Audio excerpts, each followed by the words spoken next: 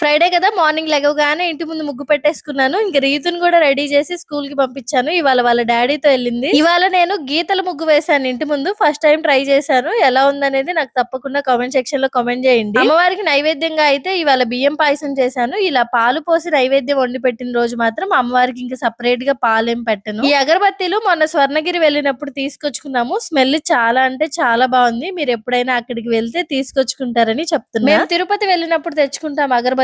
మధ్యలో మా family members ఎవరైనా వెళ్తే మాకు తెచ్చిస్తారు. మేము వెళ్ళినప్పుడు కూడా వాళ్ళకి తెచ్చిస్తూ ఉంటాం. బయట అగరబత్తీలు పెద్దగా కొనము. ఇలా గుళ్ళకు వెళ్ళినప్పుడు తెచ్చుకున్నవే ఎక్కువగా పూజకి వాడుతూ ఉంటాం. మీకు డౌట్ వచ్చి ఉంటది, ఇవాళ ఫ్రైడే కదా తులసిమాల వేశారేంటి స్వామివారికి అని. అనుకోకుండా ఇవాళ మా ఇంటికి తులసిమాల వచ్చింది. ఇంకా దాన్ని ఫ్రిడ్జ్ లో పెట్టడానికి నాకు మనసు రాలేదు. స్వామివారికి అలంకరించి పూజ చేసుకున్నాను. పూజ అయిపోయిన తర్వాత వచ్చి రీతుకు కూడా లంచ్ బాక్స్ ప్రిపేర్ చేసి జాషుకు కూడా స్నానం చేపించి రెడీ చేసేసాను. జాషు కూడా పూజ గది దగ్గరకు వచ్చేసి దండం పెట్టుకుంది. శ్రీమాత్రే నమః.